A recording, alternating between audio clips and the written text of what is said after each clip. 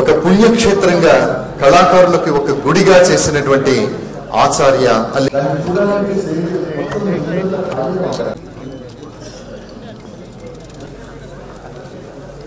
కల్వ సుజాత గారు, బండారి శోభ గారు, నేరెళ్ల పరిషత్ చైర్మన్ గారు,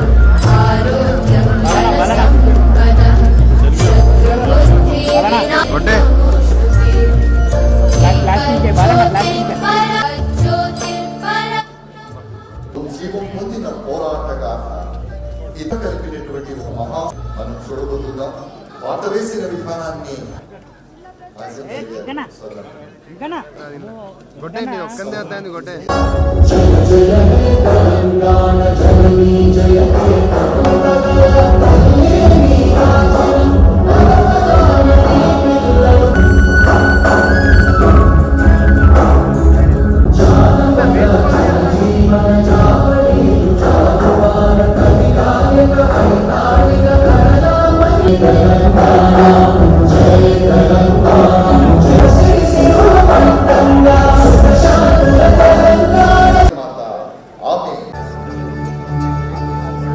సద్దుల బతుకమ్మ నాడు గౌరమ్మ అంచగా చాకలి ఐలమ్మ రాయపర్తి మండలంలోని కిష్టాపురం గ్రామంలో జన్మించింది. బాల్యంలోనే పాలకుర్తికి చెందిన నరసయ్యతో ఆమె వివాహం జరిగింది. కులవృత్తిని నమ్ముకుంటే బ్రతుకు తెరువు బాగుపడదని, భూమిని దున్ని పంటలు పండిస్తే ప్రయోజనం ఉంటుందని కౌలు భూమితో కష్టించింది. కాని విష్ణూరు గ్రామానికి దేశ్ముఖ్ అయినట్టి రాపాక రామచంద్రారెడ్డి నిజాం తొత్తుగా, రజాకార్ల పొత్తుగా మారి ఆమె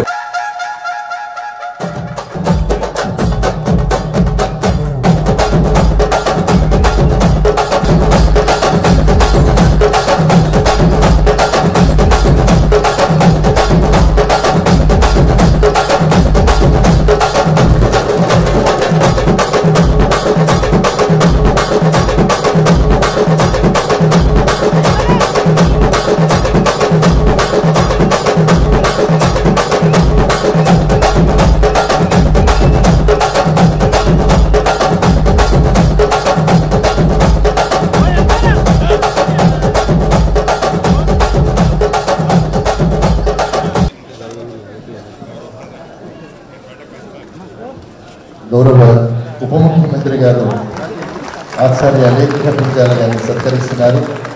గౌరవ శాసనసభ్యులు వర్ధనపేట, భూపాలపల్లి చక్కగా ప్రదర్శించినటువంటి పెద్దలు ఆచార్య అలేఖ్య పుంజాల దొరలుగా, తర్వాత దొరల దగ్గర స్వర్ణక్క,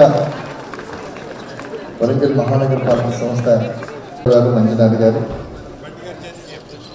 ఈ స్క్రిప్ట్ ని రసరమ్యంగా రాసినటువంటి రచయిత కీర్తిశేషులు వడ్డేపల్లి గారు, స్వరబద్ధం చేసింది లయబద్ధంగా స్వరబద్ధం చేసినమ్మ సోదరుని వేదిక మీదకి రావాల్సిందిగా కోరుతూ, తెలంగాణ దేశీయ ప్రజా అకాడమీ కృషి చేస్తున్నటువంటి సంగతి మీ అందరికీ తెలుసు.